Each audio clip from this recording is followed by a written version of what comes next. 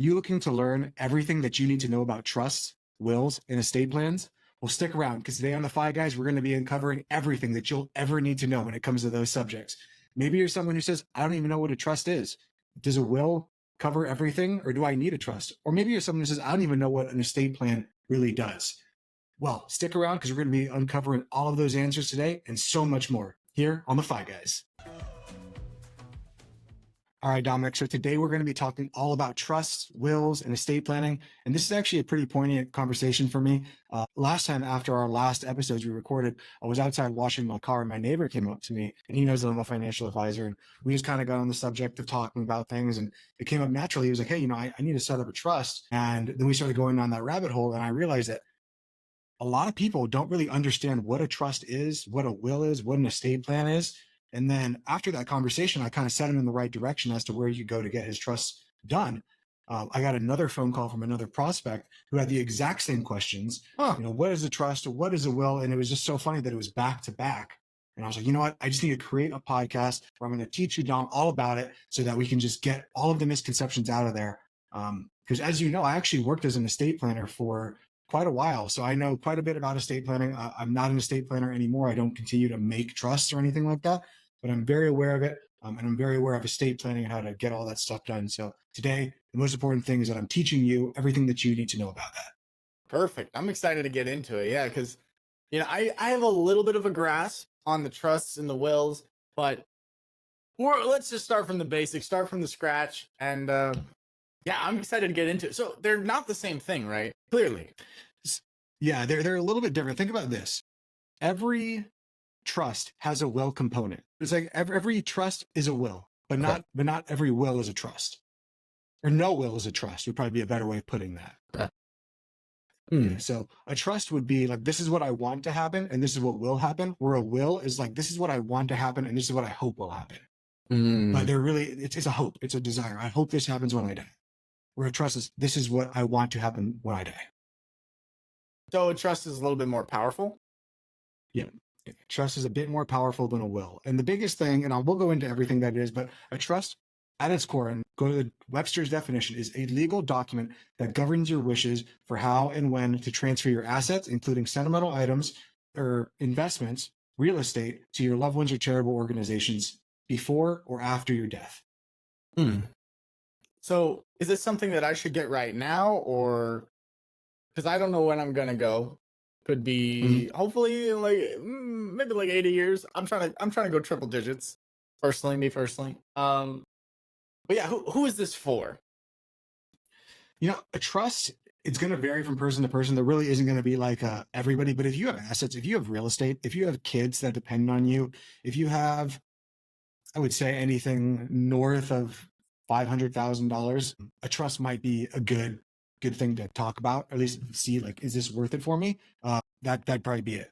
There is no like specific dollar amount. There is no specific anything. The big reason that people get trust is to avoid the probate process. Are you aware of what probate is, Dominic? I've heard of probate court. Is that the same thing? Okay. Yeah. So what is that? That's like when the judge decides where your assets and whatnot go, correct? Yep. So if someone dies and all they have is a will, their will go through probate. 100%. All wills go through probate. Most trusts, if not all trusts, avoid probate if you structure them correctly. In probate, all it is after you die, given that you don't have anyone who is directly dependent on you. So say I'm married to my wife. If I die, my wife gets everything. 100%. There's no question about it. She doesn't have to go through court. But if we both die, then we don't have kids. And now the state has to decide all of Chris's and Bryn's assets. Where do those go to? Do they go to Bryn's sister, to Bryn's parents, to my sister? And that's where things can start to get very confusing very, very fast. So that's where a trust can be able to be helpful to say, hey, when I die, I want my assets to go to my parents. When my wife dies, or if my wife was to die, I want her side of the assets to go to her parents. Maybe we can split up 50-50, 25-75, whatever way we want to do that. And that's the beauty of the trust, is we get to make that and say, this is how we want things to work for us in our lives right now. Yeah. Okay. Interesting. Yeah, so I don't have any real estate. I don't have any kids, and I'm not married yet. But one day, hopefully, One day, hopefully. Yeah. So for someone like you, 25 years old, I don't think a trust is going to be really necessary, because if you were to die right now, you have probably a bank account and an investment account, and that's probably it, right? I mean, I got some good equipment, but yeah, nothing too crazy.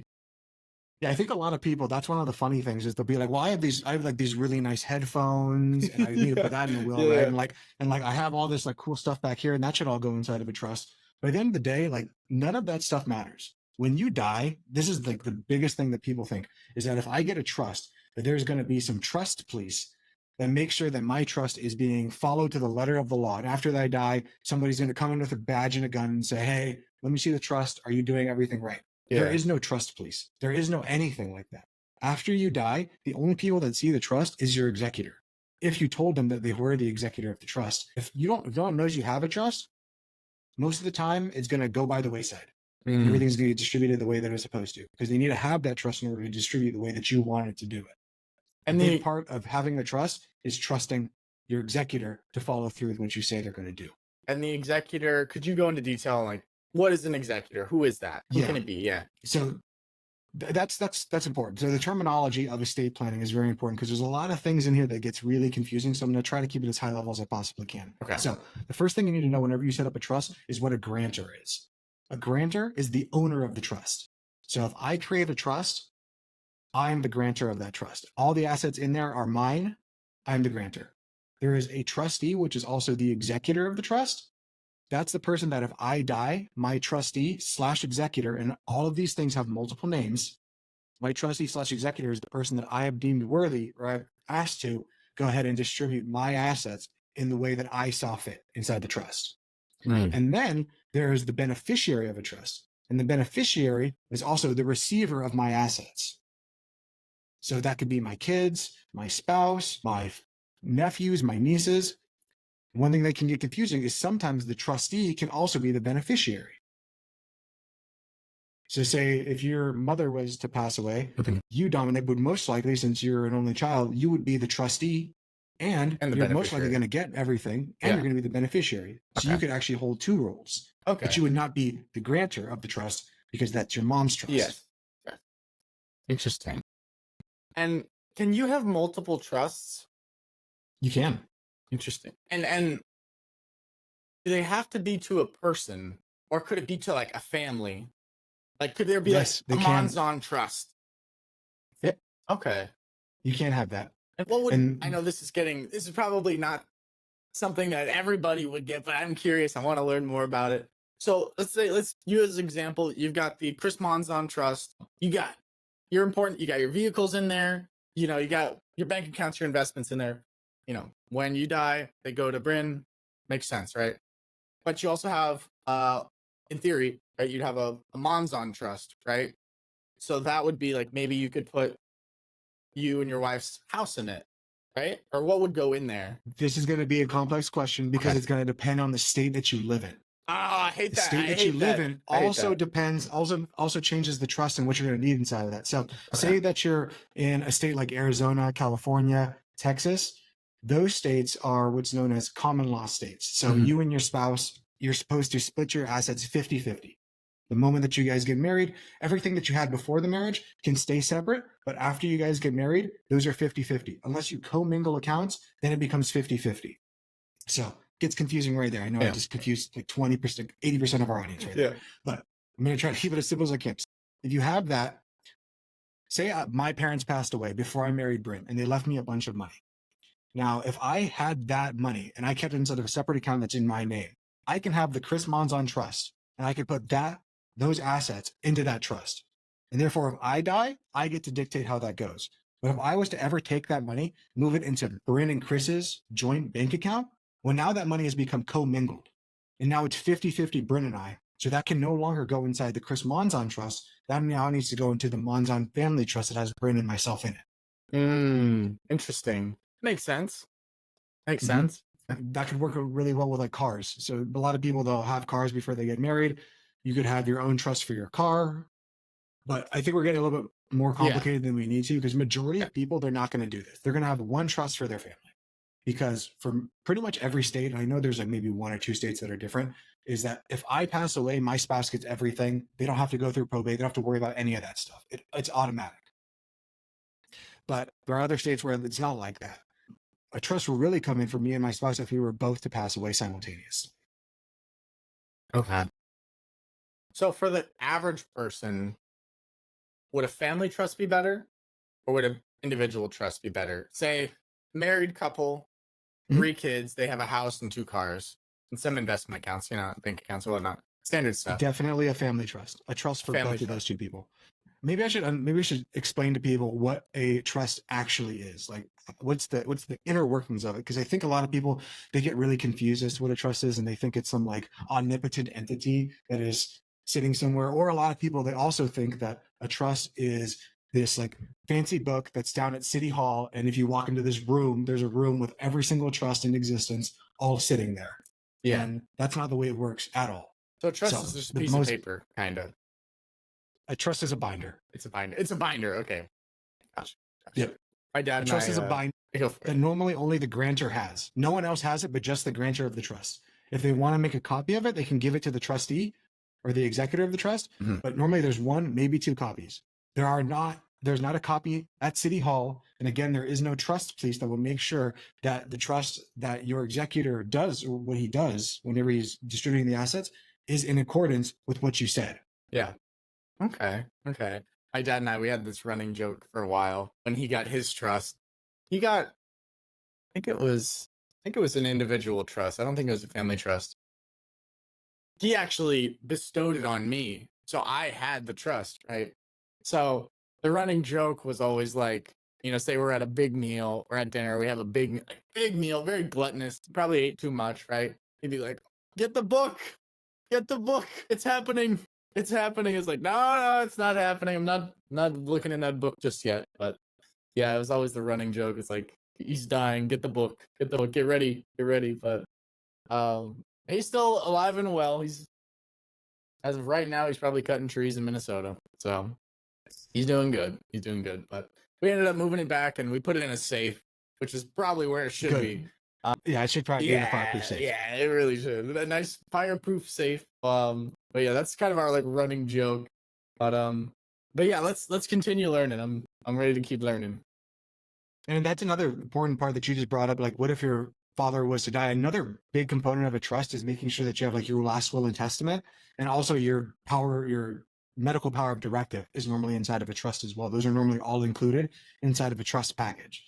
So that would say like your dad can no longer make medical decisions for himself within his trust. We'll have a clause that will say, if I can no longer, your dad being I, can no longer make medical decisions, then I now allow Dominic to make those decisions for me. Now, is that the same as medical power of attorney? Yep. It's the same thing. It's just different lingo. It's the same. Yeah, it's the same thing, but oftentimes you can have a medical power of attorney separate from a trust. But if you're setting up a trust, oftentimes it's best to just get it all done in one place. Okay. Because at the end of the day, if something was to happen to your dad, you can't just walk in and say like, I'm medical power of attorney. Pull the and plug. then just have the doctors be like, oh, I believe you. Yeah. Like that's not how that works. You need to have the trust present to say, I am the medical power of attorney. Here's the paperwork that shows that. Absolutely. Because there is no records, again, that show that Dominic is the power of attorney. So many people get very confused there, and they think like, if I put it in my trust and I write it in my binder that only I have, somehow the world knows about it. Yeah. They don't have a copy of it at the hospital. Nope. Is that something you could send to the hospital, maybe like down the line? You could. It's kind of like a do not resuscitate, a DNR. Yeah. You've heard one I've of heard those? of those, yeah. If someone has a DNR on them and someone dies, if an EMT shows up or a lifeguard or someone that needs to perform CPR on this person, it is that EMT or that lifeguard's obligation to begin compressions immediately if that person his heart has died. Now, you could run up to me, Dominic, and say, no, he has a DNR. You can't touch him. But then if that was the case, and I stopped doing my job and he didn't have a DNR and you were lying, I'm the one held liable. So unless you can show the paper saying DNR, he has a DNR right here, then I'm still obligated to continue doing compressions. Yeah.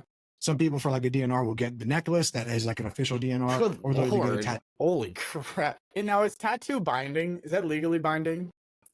I don't think so. No, I think the only thing is you have to get the necklace, or it's like a wrist thing. Yeah. But it's the same thing for like power of attorney. You just can't walk into a hospital and say, I'm the power of attorney for this person. Yeah. You need to have the legal documents, because there's no place that the hospital has unless the person who set up the trust put it on file years and years in advance, which now we're going to have to hope that the hospital has good, diligent record keeping, which I'm not going to stick to. Yeah. You can see how this can get very, very complicated, but people think that there's some omnipotent force, that the government is really tracking all this stuff, and they really care when someone dies that all of their assets were distributed the way that the person wanted to be done. And that's just not the way that it works at all. So maybe we should talk about what an estate plan is, or what is estate plan. Yeah, let's do it. Because I think a lot of people, when they hear of estate, what do you think of when I say an estate? I think of real estate. That's what I think. That's what most people think. Yeah. So when I say like, oh, we need to do some estate planning, most people go like, well, I don't have a really big house. Yeah. That's what they think. So whenever you see those signs that say like estate sale, that means that someone died. Everything that is left after someone died, or after like a family has died, that is the estate. So if I was to pass away, my estate would consist of all my investment accounts, the house, and all the things in the house. Mm-hmm. So estate planning is making sure that the house is titled correctly, so that when I pass away, it passes to the people that I want. The investment accounts are titled in a way that they will flow to the person that I want. The bank account does the exact same thing, and the cars and all the assets. That is what estate planning is. Does that make sense? You sticking with me? Yeah, I'm sticking with you. Okay. Okay. So the estate is when everybody passes away, what's left of it. Kind of. Mm-hmm. Okay. Everything that's all of the assets that they have that are left, and maybe not even assets. Like it could be like this plan here. Like this plan could be part of my estate. No one wants it. No one cares about it, but it's still part of my estate. What would you deem happened to that plant post Chris? So that's something called a pour over will, where someone could go through a pour over will and like put like all of their items that they want to like go out. But typically when someone dies, and it gets really confusing because a lot of people, we don't talk about death, and we're like afraid to talk about death. But if you've ever been around death and you've seen it, when someone dies, at the end of the day, it's the family who comes in and they just start parsing stuff out. Like that's just the way it works.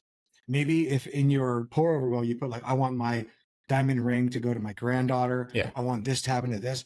It's up to the executor to see that will, or to see that pour over will, and say like, okay, the ring's supposed to go to the granddaughter, and they are supposed to give that ring to the granddaughter.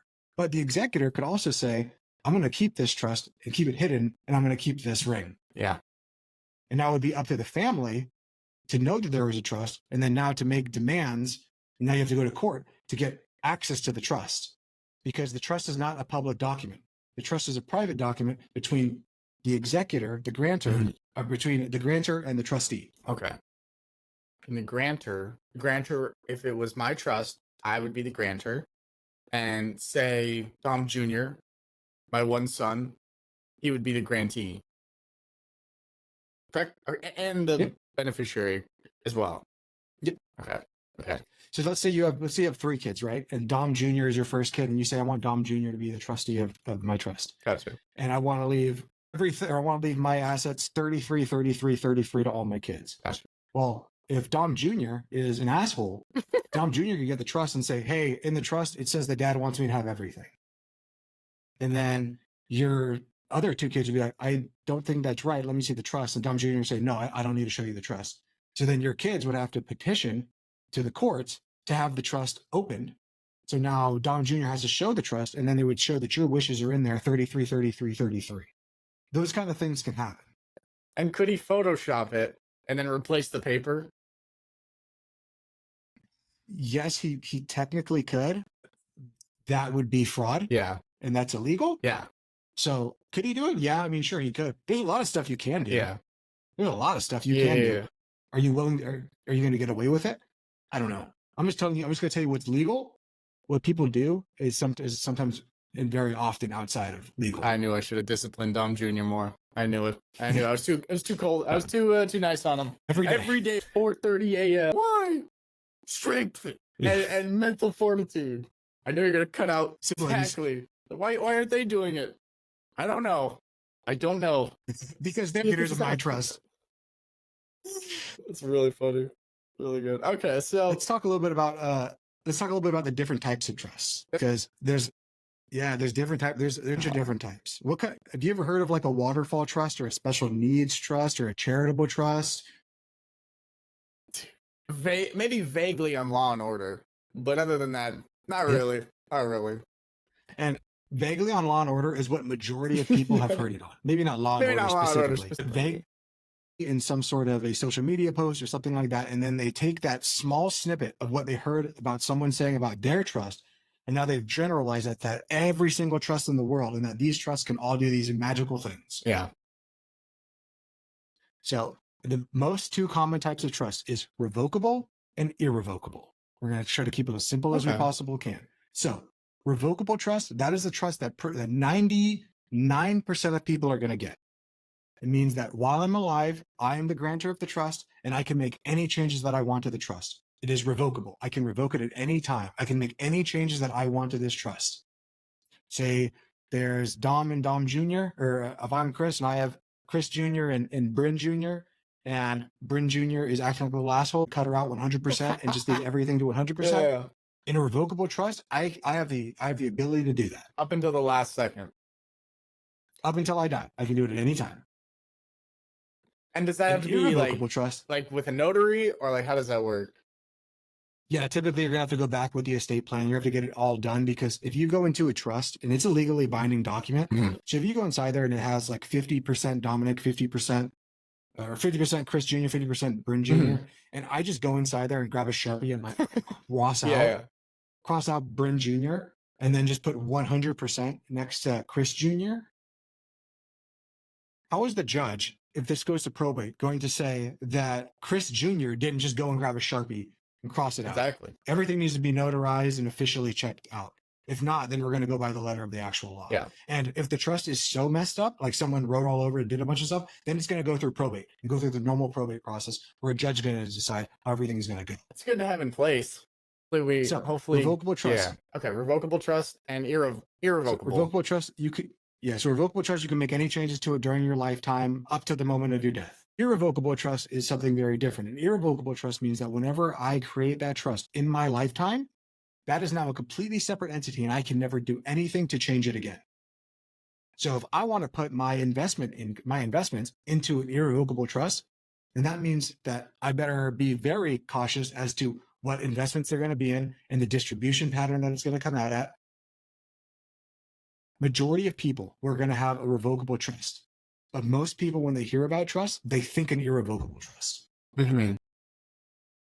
So they think that their trust, their revocable trust, has the same powers as an irrevocable trust, but it does not, and it will not. And for 99% of people, an irrevocable trust is not going to happen. It's not going to work for them majority of the time.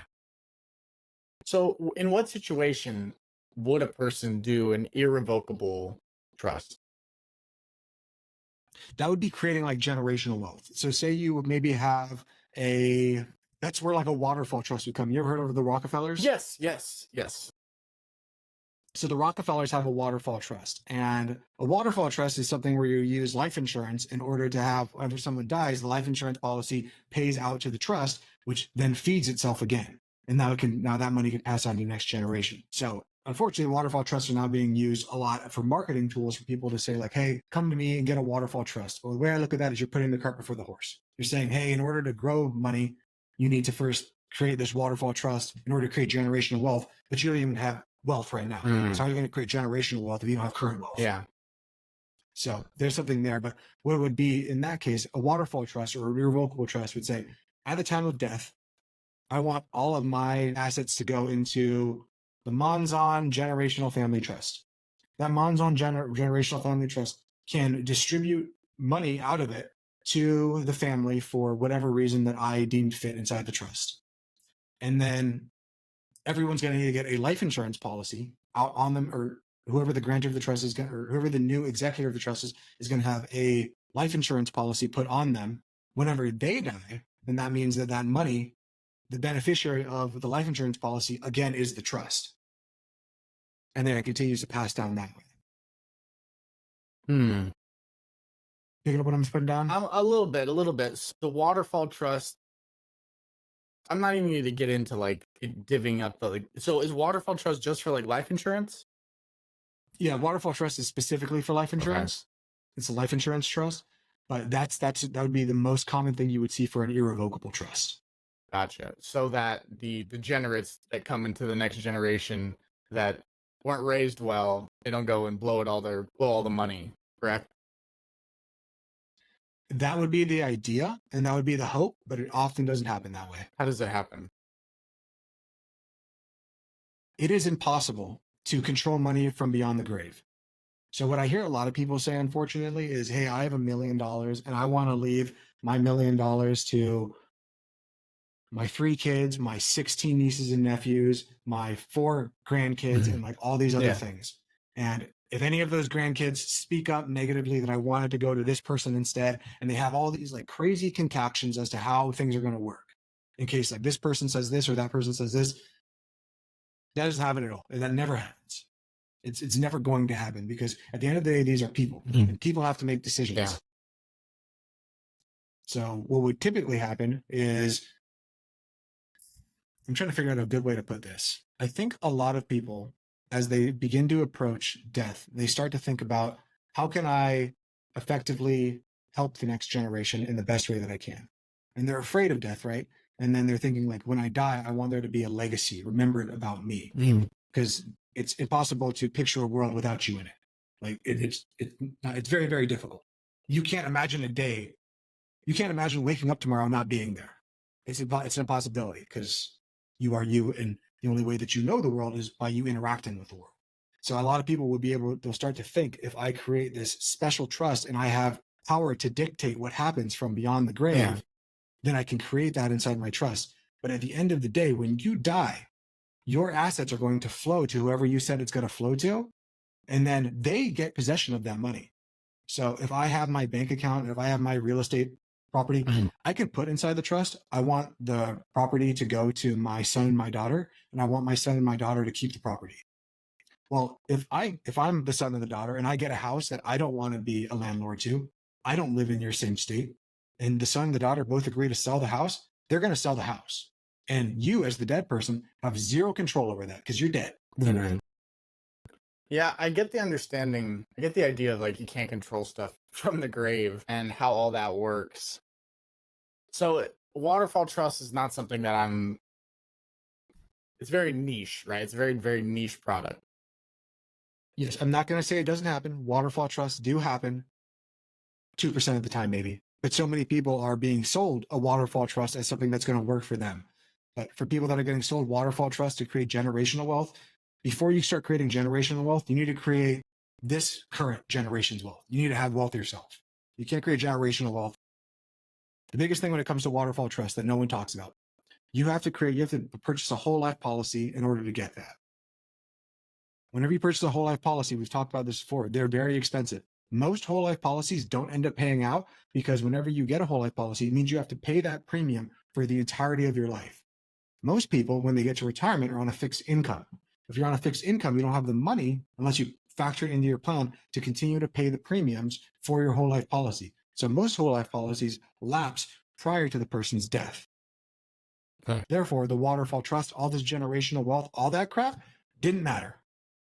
And all you did was wasted your money. When you could have just invested that in the market or something like that, or into your business or yourself. Don't get me wrong. When you Okay, so we've talked about revocable trust, we talked about irrevocable trust, we talked about waterfall trust. Did you mention a fourth? Yeah, there's I think there's like 16. There's a lot. There's like 16 different types. Okay. Again, majority of people aren't going to use any of them, so there's no reason to go into any of them. Yeah. But a lot of people, they'll hear about maybe one of the 16 types of trust, and then they'll hear that and they'll think that's what all trusts can do. But 99% of people are going to have irrevocable trust. So for the most part, I only want to talk about irrevocable trust. I don't want to talk about the 16 others that aren't going to apply to you unless you have that specific trust in that specific niche and that specific everything that you need to have that. There are some things that are a little bit different. For example, a special needs trust. Right. A special needs trust is for someone who has a child or a dependent that has special needs and can't take care of themselves.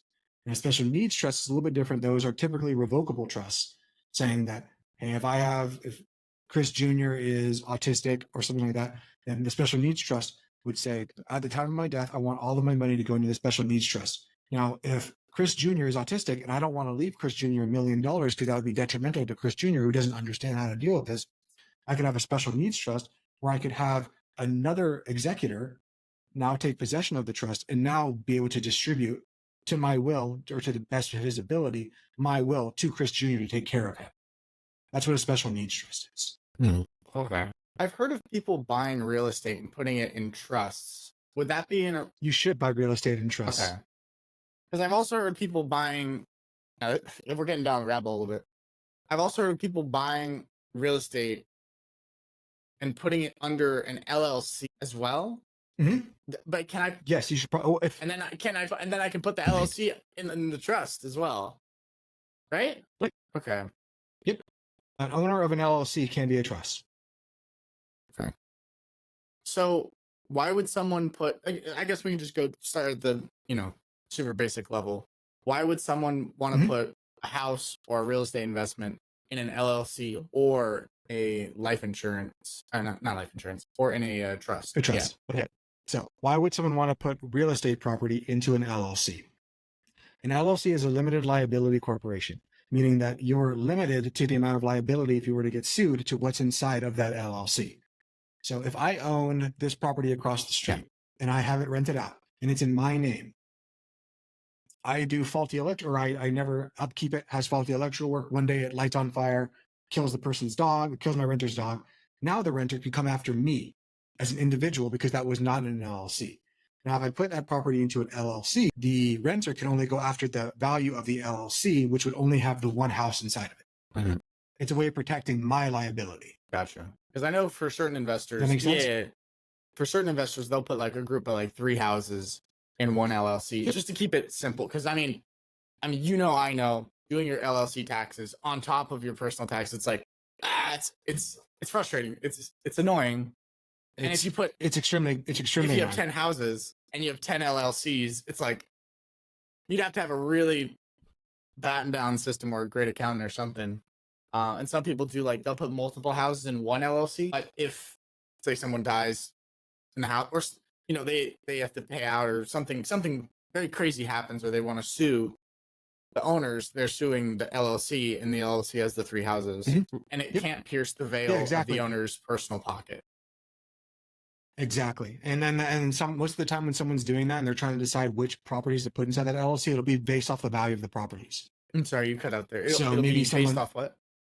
Based off the value of the properties. Okay. So maybe someone says, like, I don't want my LLC to be over $1 million. I don't want my suitable liability to be over $1 million. So if I have 3 houses that are $300,000, I'll put $300,000. I'll put 3 of those houses in there. But if I have one property that's $1 million, I'll separate that into one LLC. Yeah. Okay. Yeah, that makes sense. And that's going to be individually. Yeah. That's going to be individually determined by the person who has the LLC. Fair. Now, to get back to the podcast and the trust, you want to put that into a trust. That's going to be something different. Now, the trust says, at the time of my death, I want this LLC and these properties to go to these people. If it's an LLC, then the LLC doesn't dictate at the time of someone's death where that property goes to. That's what the trust does. The trust dictates where that goes to, while getting to avoid probate. Because if you don't have that done and you die, now your family has to go to court and say, hey, Dominic had 6 LLCs for all of his rental properties. And we say that we should have all these properties should come to us, the family. And now the court, they're going to decide that, yes, it should go to the family. Yeah. But now you're going to have lawyers involved and all this other BS to say, what's the split between this? Is there only like 3 kids that we could divide that equally? What if one kid says, that house is supposed to be mine over this house and all this other stuff? And that's where it can start to get very confusing. That's where the family infighting starts. And that's where a trust can really avoid all of that BS, because now Dominic has told the family, this is what I want to happen. And it's legally put in stone that this is what I said, this is what I want to happen. Now the family deciding what they want to happen. Okay. So if I put a home in a trust, and we'll say, I mean, you have your personal home and you might have an investment home, right? Personal home makes total sense. I totally get that, right? It's your family's home, right? You want it in the will or you want it in the trust, makes sense. for an investment property, say someone slips, someone falls, and I have $500,000 worth of insurance on it. So if I get sued, they can only get 500,000. But say they want 1 million. Can they say, since it's in the trust and I have $1 million in stocks, they can't go after that? No, because it's still governed under the LLC. Okay, so you definitely want you it in can the have- what if it's not in an LLC? Then they could go after more of the trust. Jinkies. Okay. And if you had a family trust, it could go after everything in the family trust. So they could go after everything regardless. Because remember, when you have a revocable living trust, you are the grantor of the trust, meaning that those assets are still yours. The only way to make them not yours is to make it irrevocable, which for 99% of the people, they're not willing to do. Interesting. So sometimes people will create irrevocable trusts if they're going to go into like an assisted living center and they don't have the money to pay for it, but there's still some money left over. Maybe they have a house, they have some investment accounts. Yeah. Typically before the government takes over, you have to exhaust all of your money. Okay. Again, this is very niche and it happens so small amount of the time, but everyone thinks it happens all the time, but it happens minuscule amount of times. I think one of the best things I can do as a financial advisor for people is tell them when their ideas are stupid. Yeah. So that they don't go down a rabbit hole of them trying to get something done that is impossible to do. But what some people will do is they'll say, okay, what I'll do is I'll create an irrevocable trust. I'll put my investment accounts, I'll put my real estate, I'll put all these things into the irrevocable trust. And therefore, you, Dominic, no longer own anything. Okay. The Dominic James irrevocable trust now owns everything. So now you can go on Medicaid or on Medicare, Medicaid. So confusing. Yeah, because you're being, sorry, it's Medicaid. Medicaid is for people who don't have money because you no longer have money. It's all in the trust. And now you can go ahead and go into assisted care facility. But let's say later on down the line, you're like, oh man, I really want some of my money out of my irrevocable trust. Well, guess what? That's not your money anymore. That's the trust money. So again, 99% of the time, no one's ever going to use a revocable or irrevocable trust because no one ever wants to give up their assets in their lifetime saying, I can't touch them. Unless it's a very, very niche specific problem that you're trying to avoid. And there's always a trade-off. The trade-off would be, okay, now you get to show the government that you're making no money, but you literally have to give away all your money. Okay. Interesting. Very interesting. You see how this can get very confusing for people, and if they think like, I just want to trust, and I want the trust to be, some people think like, I just want to make a simple trust where I'll leave my money to my kids, and if my kids fight, then I want it to go like 75-25, but if they're okay, then it'll go 50-50. And then if they're not okay, if it's somewhat okay, it's 60-40. It doesn't work like that. You're going to set the terms of the agreement way before time. Your kids can still act like little shits and still get 50%.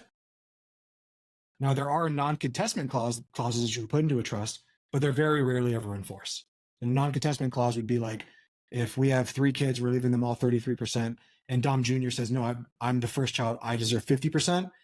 Non-contestment clause would be if Dom Jr. fights that and goes to, and like tries to go to court and take the other siblings' percentage, then Dom Jr. get written out of the will or get written out of the trust. And then it goes 50-50 to the other 2 kids and Dom's gone. Dom Jr. is gone. Again, super niche, very rarely ever happens. That's a non-contestment clause. You can write that into a trust and people like think that it's super protected. But again, it's something that rarely ever happens and you still have to go to court for it to happen. Okay. And when you're in court, again, there's people making decisions. You're now sitting in front of a judge and you have lawyers all debating whether who's right and who's wrong.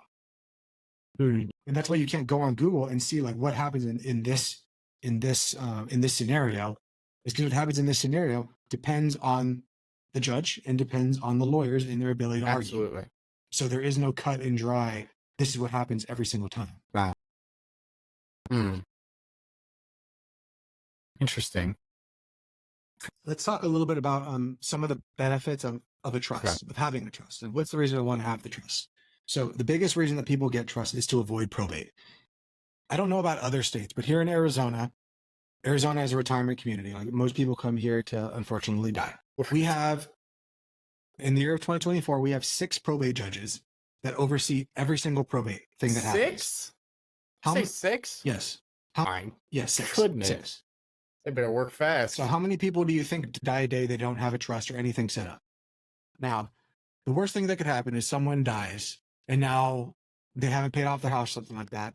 And their kids are trying to get into their bank accounts, get into their investment accounts, get the property to sell it, get all this stuff. But now it goes into probate where everything's locked up. No one can touch anything until one of the 6 judges, it comes across their desk for them to be able to do what they need to do with it. Currently in Arizona, the time for probate is a year to 2 years. Typically, it should be 6 months. And even 6 months of things in probate could be detrimental to most families. Yeah.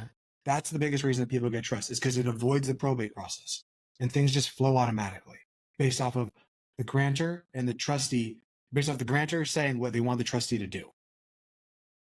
Wow. 6 months. I mean, who's paying the bills? Who's paying? Wow. So there's something called a poor man's trust, and a poor man's trust isn't really anything. It's just a POD, a TOD, which is a transfer on death or a pay on death. There are a lot of things like bank accounts often and investment accounts, IRAs. They don't need to go inside of a trust 100% of the time. So a lot of people choose not to put those in trusts because for a bank, if you die, you remember when you signed up for your bank, it said name a beneficiary. Well, that's a trust, and that'll automatically flow to that person. Oftentimes, that's money will go. Investment accounts will often go, and then IRAs will often go to whoever they have because they already have the beneficiaries designated, which will supersede the trust. Mm. So things can get really messed up here too, where say you have an investment account or an IRA that you said, I want to go to my first wife, and you never changed it 100%.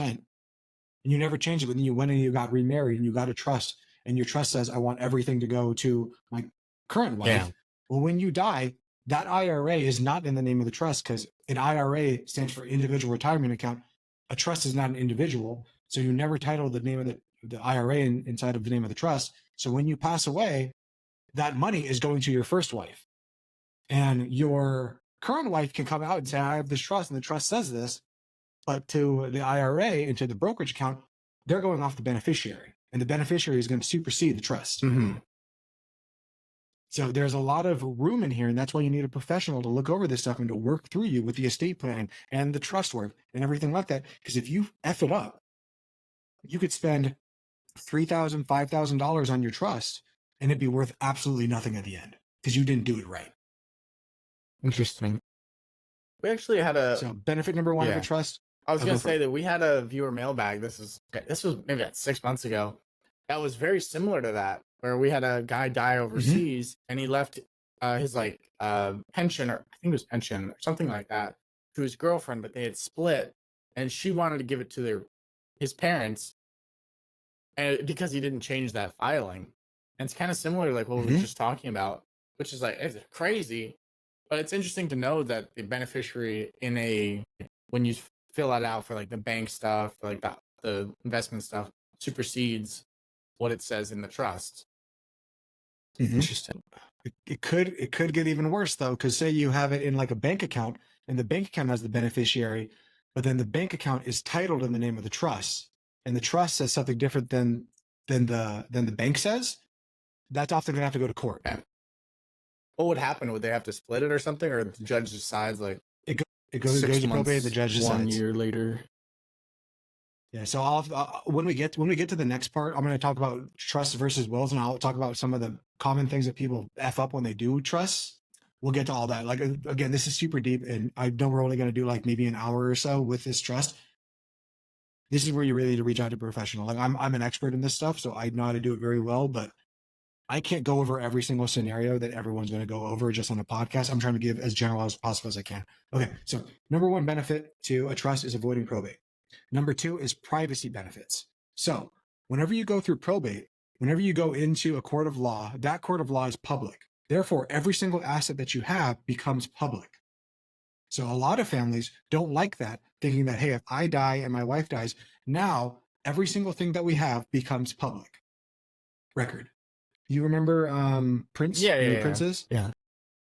When Prince died, Prince didn't have a trust. So every single thing that Prince owned became public record. So everyone got to see all of Prince's his estate. They got to see everything that he had to the end. See all of his money, all of his different accounts. That became public record. And then, since it became public record, a bunch of people started coming out of the woodwork saying, I'm related to Prince in this kind of way. Yeah. And now that just dragged out the entire estate plan. And that done dragged out the probate process for years. Prince had a trust, and all of his things were titled in the name of the trust. When he died, everything that was titled in the name of the trust would have flowed based off of what was dictated in the trust, without it all being public, because it never had to be public, because it flowed the way it was supposed to. But if it's not public and it goes to court, or if it's not in a trust and it goes to court, then it becomes public record. Privacy is a big thing for trust. They help avoid probate, and they make sure that your assets don't become public knowledge to everyone else. Because sometimes that could be embarrassing. People just don't want everyone to know what they had when they died. No. I don't think it matters because you're dead, but it could really matter to your kids. True. So imagine if you're a kid and you just inherited $10 million, do you want the world to know that you just inherited $10 million and to come rob that guy? Yeah. I would want, like, another big benefit, that's the one that most people talk about, is control over your assets distribution. When you have the trust, you get to say how you want it to distribute. Okay. So you can say, I wanted to go 50% to Dom Jr., 25% to kid number 2, 25% to kid number 3. Gotcha. You get to put that. Now, if you do decide to do that, I would recommend getting a trust done by an attorney. If you're going to go even split between your kids, you can get a kind of a normal trust, which I'll recommend where to go and get a trust at the end of this podcast. But if you want to do specific things, that's when you're going to need an attorney. And then the final reason to get a trust is there are some potential tax benefits. Not going to go into those today because we could sit here for the next 15 years talking about every single tax benefit, but there are potential tax benefits to a trust that wills don't have. Maybe we could talk about it on Friday's pod a little bit. Sure. Just a quick major tax savings or minor tax savings? Gotcha. It usually is. Minor. Usually is. Okay. Most of the things that people think of, like, oh, this huge tax saving, it's minor. It's so minuscule that it's not even worth mentioning. But people think it's super fascinating. Yeah. So I say we avoid it because it's gonna send people down the wrong rabbit holes again. We're not doing this for the tax benefits. We're doing it for peace during a chaotic time, basically. Yeah. It's kind of like this, right? Again, I love relating finance to health. So if you want to be healthy, there's a lot of people like Dr. Andrew Huberman, who I absolutely love, and Dr. Peter Tia, who I absolutely love. And their whole job is to look at how can I crank 1% better out of my performance? And so many people will be like, hey, before I start working out, I need to get a cold plunge. I probably need to get an infrared sauna. What kind of whey protein do I need? What kind of things? And they'll look at all these things that are all going to add maybe 1% to your gains. And they disregard sleeping, eating right, and exercising. If you sleep, eat right, and exercise, you're going to get 80 or 90% of the way there, regardless if you ever take any special whey protein, creatine, post or pre-workouts, cold plunge, hot bath, whatever the hell you do. If you eat right, sleep right, exercise, you're going to get 80 to 90% of the benefits without any of that other stuff. Same thing with finances. If you make sure that you are controlling how much money you're making or doing the best you can to make as much money as you can, controlling how much you're spending, which ultimately leads to how much you're saving, you're going to get 80 to 90% of the way there to being good with finances.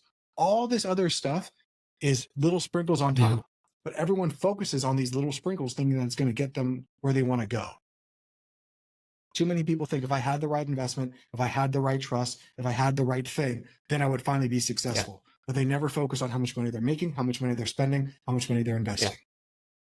And if you don't focus on these three, you might be able to just cream out 10% of gains, but you're going to avoid the 90% that you actually need. Yeah. I think it's the hard work that people are avoiding and trying to do the secret sauce when it's like, the secret sauce is only for the people who do the hard work, guys. You know, it's like, yes, I can take steroids, but doesn't mean I'm going to get jacked. I still have to go work out, right? In fact, if you just take steroids and don't work out, you're probably going to get fat. Exactly. Yeah. Makes no sense. You know, and that's I think a big thing that we talked about the Waterfall Trust earlier, and this might be a better thing to talk about on Five Friday feedback, but since I'm talking about it, we'll talk about it. A lot of people will do that for the Waterfall Trust because they want to create generational wealth for their kids. So they'll say, like, I'm going to set up this trust, and when I finally die, my kids are going to have a bunch of money. Well, maybe that might happen. Maybe if you can keep that policy going your entire life. That's the easier choice. The harder choice is to teach your kids about finance. Because in order for you to teach your kids about finance, you have to learn about finance. You have to put in the hard work to figure all this stuff out, to start to learn the basics, start to learn the more advanced things. Then you teach your kids that same thing. And now they're going to have generational wealth because they focused on the habits rather than waiting for you to die to hopefully get an inheritance. Yeah. It's What's it's more way important, giving your kid $1 million or teaching your kids how to make $1 million? Simple. Yeah, that's super simple. I think that answers all of my questions. No, I don't know how long we've been doing this for. 55 minutes. So, okay, so definitely Will. Sorry, Will. Good friend of mine. I think of what else? Trust of a will. Irrevocable. We prefer revocable or irrevocable. We prefer revocable. 99%. Revocable means you can change it while you're leaving. Good. Okay. And that avoids probate. And then remember, Yep. So why should someone go with a trust over a will? We already talked about it. It avoids probate, privacy benefit, control how assets are distributed, and then potential tax benefits. If you have a will, again, it's a wish list. I hope that things go this way, but you're telling the judge, I hope, judge, that you also agree with the will that I put. Where a trust doesn't even have the judge look at the trust. That might be the easiest way to put that. You have a will. You're showing the judge after you die, so you're not there to argue it. Hey, judge, this is how I want things to go. Do you agree with this? And the judge can say yes or no. Versus a trust, where you can say, this is how I want things to go. Don't even show the judge, just do it. The judge only comes involved if people start getting greedy. That makes sense. I mean, that's the general information. What else can there be? We probably need to talk about the steps for estate planning, some mistakes to avoid as well. Steps to estate planning. The first thing you need to do is you need to assess all of your assets. You actually need to know what assets you have in order to create a trust, right? And you don't need to know every single thing, but like you need to know where your assets are because that's going to dictate what kind of trust you're going to want to have and how the trust is going to be written. The next thing is you're going to have to decide your beneficiary. You have to decide your trustee and your executor. You're going to have to draft a will because you're going to want to have a will because the will goes inside the trust. And then you're going to have to set up all the necessary documents. In order to do that, you can either do it on your own, which I would not recommend, or you can do it through a qualified attorney, or you can go through something like trustandwill.com.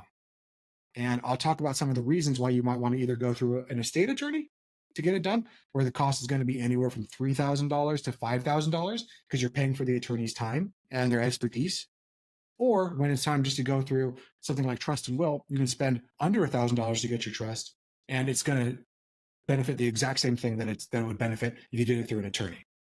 But sometimes doing it through an attorney is required, given that going through trust and will wouldn't work for you, given off your specific situation. Okay. So some common things to avoid, and this is probably going to prompt some more questions. The first thing that people mess up when they ever have a trust is they don't update their estate plan regularly. So if you have a trust, it's typically recommended to have it reviewed every 5 years and then have it redrafted every 10 years. Really? So why would you want to have it redrafted? Yeah, meaning that you're going because laws change. A trust that was 30 years old oftentimes will not have clauses in there. So one big thing that has been a huge thorn in the side of a lot of estate planners has been like cryptocurrency and digital assets. If you had a trust from 20 years ago that you never updated, do you think that trust is going to have anything dictating the flow of cryptocurrency or digital assets? No, never. So the world is continually updating, and so does the laws that are governed by it, including inside of most trusts, there's going to have your medical and financial power of attorney. Those laws are constantly updating. The laws on the books 20 years ago for someone to come in with a medical power of attorney, if you walk in for a medical power of attorney to a hospital with an old piece of parchment paper from 40 years ago saying I'm the power of attorney from 1980, no one's going to believe that. If you have one from like 19, then they're going to be like, okay, this is legitimate. You see where that come into play? There you go. The next big thing, most common mistake is choosing the wrong executor or trustee. And remember, executor and trustee are the same thing. A big part of having a trust is trusting your executor to follow through with your wishes. Because again, there are no trust police who are coming in to make sure that they are following the letter that you said to. So a big part of a trust is trust and trusting that person to do what you said they're going to do. Gotcha. Makes sense. We already talked about this, but overlooking digital assets is going to be a huge thing that we've already talked about. Unfortunately, trust law has not really caught up to NFTs, has not really caught up to cryptocurrency. Oh, There's a lot of like hullabaloo around that. Typically, the way I would say is if you have a hard wallet, then you're going to want to tell somebody how to get into that hard wallet, which again, that just kind of messes up the whole reason that you have a hard wallet and decentralized it. And if you have a soft wallet where it's on a crypto exchange like Coinbase or whatever, they're going to need to give somebody the login to that information, which again is scary because you're giving somebody keys to the kingdom. But there's not a good way around it right now. That's just the way it is. The final thing that everyone messes up, and this is the most important thing of a trust. You go in, you get a trust done by somebody. They're going to charge you $3,000, $5,000 if you got it done by an attorney, and they're going to hand you a binder. And now you have a $3,000 to $5,000 binder. If you go home, you take that $3,000 or $5,000 binder and you put it inside of a safe, you never do anything again. You just spent $3,000 to $5,000 for literally jack shit. The most important part of getting a trust is funding the trust. And funding the trust means that you have to go to all of your institutions, and everything that Dominic James owns needs to now say the Dominic James Trust or whatever your trust name is. You can name your trust the Millennium Falcon Trust for all I care. This you is can a name scam you can name trust. it whatever you Mess with them. You can name it whatever you want to. Oftentimes you want to name it in your name because a lot of financial institutions, if you go in there and say, I want to title my bank account in the Millennium Falcon Trust, they're going to be like, who is the Millennium Falcon? So it usually makes it a lot easier if it's the Dominic James Trust or the James Trust or whatever you want to call that. Silly. The Kessel running friggin' 4 parsecs. It's crazy. Shameful. I know. But that's the biggest thing that people fail to do when they get a trust is they never title everything in the name of the trust. Now, there are some accounts that don't have to go inside of it. Like we talked about before, an IRA, maybe a bank account, but a bank account is oftentimes worthy just to put it inside of the trust to avoid the probate process. Because we already talked about that there could be a mistake between the beneficiary of your bank account, which you have to change every time, or the beneficiary of your trust. It's easier just to put it in the name of the trust. So that means you're going to have to, and this is the hard part, right? You get your trust, you now have this paperwork, and it was really hard for you to sit down with an estate planner. It was hard for you to sit down and talk to somebody like me to figure all this stuff out. You finally have all this stuff drafted, and now you have to do more homework. Now your homework is to go and get your car title in the name of the trust, maybe getting your property title in the name of the trust. Because if you die, Dominic, and your house that you own is in Dominic James's name, that's going through probate. Even if you have a trust and the trust dictates what's going to happen to the house, if the house is not titled on county registry under the Dominic James Trust, then Dominic James owns it, not the Dominic James Trust. Yeah. And it goes through probate. Yep. You picking up what I'm putting down? I'm picking up what you're putting down. So confusing, right? Actually, not too bad. Not too bad. And we've talked about more complex things like blockchain and whatnot. So I'm curious, what are your suggestions for this, right? Say I get into real estate, I buy 2-3 properties, different state or whatever. I got them in an LLC. Should I get a trust now that I have an asset?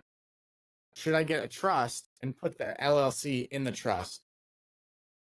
Yes. Even at 25. Yep. Because you have assets now. So it's not so much about the age. And say it's about the assets in it, and it's about that you don't have a clear beneficiary. Fair. That's true. That's true. Yeah.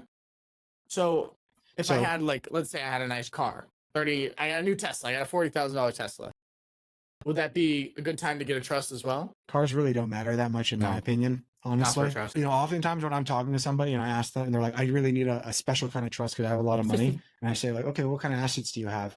And the first thing they say is I have this nice car. Majority of the time, I'm automatically shutting down. Because if the biggest asset you have is your car is not an asset.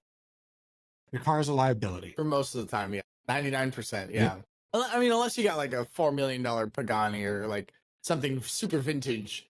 Like my dad in his trust, he actually has a car in his trust. And he has a fleet of vehicles. But there's only one specific car that's in there. And it's a 1929 Model A. Ford Model A. It's sick. It's like 110 years old. But I always ask, but if your dad didn't have a trust and he was to come to me and ask me questions, I would say, well, what kind of assets do you have? Your dad's first thing is going to say, I have this car.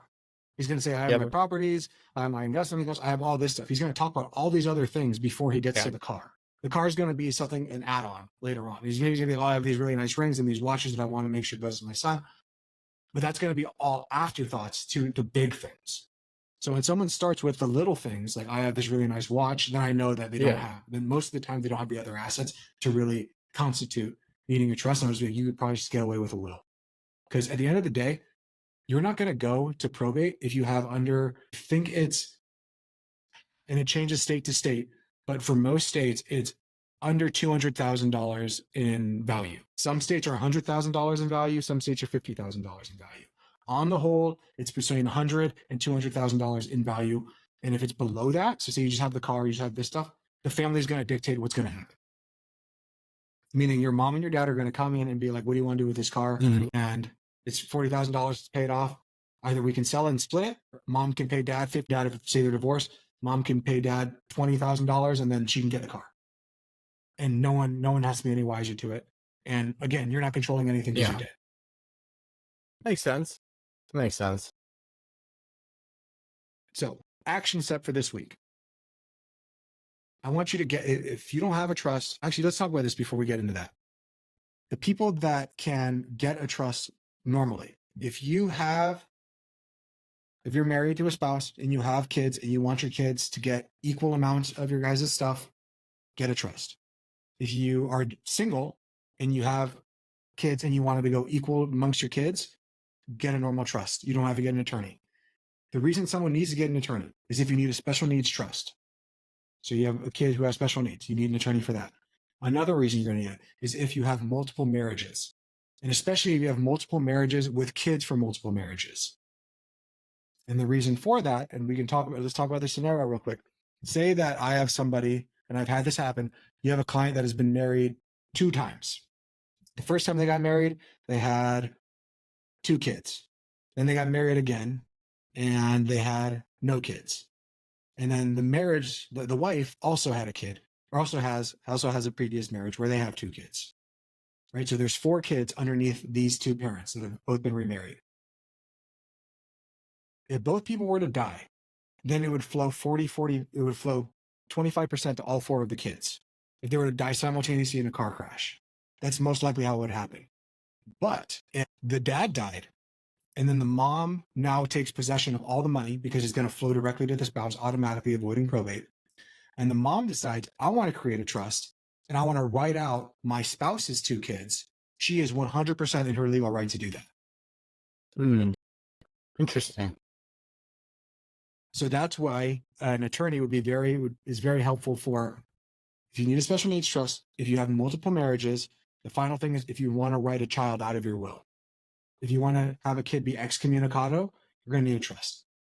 Because if you want to say, I want to leave 50% to Dom Jr., 50% to Dominic Jr., and then Chris Jr. out of honor. You can do that. You can write that in your will. But Chris Jr. does have the legal right, because you can't stop this, to sue the trust and say, I deserve 33% of it because my dad left 30 or left it. I deserve that. And there's a very good chance that that goes before a court of law, that Chris Jr. is going to win that. He's going to tie up the entire trust process. And then it's going to end up being 33 if it's not done by an estate attorney. If it's just done through a normal way of doing it, that's the time that you're going to do it. So again, special needs trust, multiple marriages, if you want to write a kid out. You're going to need a trust attorney to get those done. So you're going to be looking at $3,000 to $5,000. If that is not your scenario and you're, one marriage, or maybe you're 2 marriages, but in the first marriage you never had any kids, then it might be okay to just go to something like trustandwill.com. You can get a trust made on trustandwill.com under $1,000, and it is a very good start. The best thing I can recommend people is find an estate planning professional. If you need to, pay them. If you really need help, reach out to Chris at lawnsonwealth.com. I'm happy to talk to you at least and send you in the right direction in order to get what's going to be right for you before you start going down this road. Majority of the time when I talk to people about trust, it is me dissuading them from something that is impossible that they think is possible, and telling them before you start wasting your time, effort, and energy to do something, I can tell you that it's not going to work. And at least I just saved you hundreds of hours of your time and thousands of dollars to do something that wasn't possible to begin with. So big resource, trustandwill.com. You can get a trust done for under $1,000. I have a trust that's done professionally here in the house. But I recommend my clients to trustandwill.com because it's substantially easier to get done. Given that you have a simple situation, and that's something that you have to work through. And then once you have that trust, you need to fund the trust. You need to title everything in that trust. And only by working with an estate planning professional or a financial advisor who specializes in estate planning like I do, can they tell you what things need to be titled in the name of the trust and what things can you just say, like, I don't want to do it. Because titling things in the name of the trust is difficult. I challenge you to go to your bank account today and ask them to change the name on your bank account to something else. They're going to look at you like you have two heads and they're not going to be able to do it. Yeah. Yeah. Yeah, because if you don't change them, it means nothing. It means nothing. Yeah. Your trust is nothing. So you got to change the ownership at the bank, at the different investment things, And all your properties, all your LLCs, you got to do like everything. a title transfer. Mm-hmm. And that could mess up insurance sometimes, right? So again, this is very nuanced because sometimes you might be like, oh, if I put my car in it, well, now my insurance is tied to me as an individual, but now my car's in the trust and the trust doesn't have a driving record. So now my insurance just went up. Same with rental properties. All of this stuff is super nuanced and complex. So that's where working with a professional can really help you to say, these are the things you're going to have to worry about. Here's the trade-offs you're going to be dealing with if you do it. But most people who have assets should have a revocable trust. So question, if you didn't have a trust and you have your dad or your mother, or your parents, they die and they give you the house, the house goes to you, you have to pay taxes on that. Okay. Oh, wait, no, not really. Well, if it was in a trust, then it's going to come to you and you're going to get a step-up basis. How about we talk about this on 5 Friday feedback? Because this is a very deep conversation about step-up basis too. I got a question loaded up. I'll write it down. I'll save it for Friday. Okay. So everyone, I hope you learned a little bit about estate planning. I try to keep this as simple as I possibly could. Trust, wills, estate planning. Remember, a trust is it's basically a company. It's a company that you're saying, hey, this is what I want to happen when I die. A will is a wish list of what I want to die that hopefully the judge agrees with. An estate plan is everything that is left, all your assets after you die. So, hope you guys learned something. Please come back for 5 Friday feedback. Dominic has a great question loaded up already. We're going to go and do this a little bit deeper. I'll give a couple of different scenarios that I've seen with clients who have gone through estate planning and messed it up, not messed it up. That way you can avoid all these things. I know it's confusing, but just try to take it one step at a time. Remember, 1% better every day. After 72 days, you are 100% better. Just keep that going and you're going to be a superhero. So continue to like, subscribe, do all those good things. Remember, for the fee for the show, I need you to go to thefiguys.com, go to 5 Friday feedback, type in your credit card information, and then just press submit. Stupid about the podcast. We really appreciate it. Plus, it's way more fun to go on this financial journey with someone rather than going alone. If you want to go further, you go with 2 people or a group. So something like that. And please don't send me your credit card information. That was completely a joke. I don't want it. Until next time, we'll see you on Friday. Have a great week and peace. Later. This video podcast is sponsored by Monzon Wealth. The content in this podcast is for informational purposes only and should not be considered financial advice. We do not endorse specific products or services. Past performance does not guarantee future results. The opinions expressed are those of the hosts and guests, not the podcast sponsor. It is crucial to consult with a qualified financial advisor or professional who can provide advice tailored to your specific needs before making any financial decisions, investments, or taking any other actions. If you are seeking specified help, you can reach out to Chris at monzonwealth.com.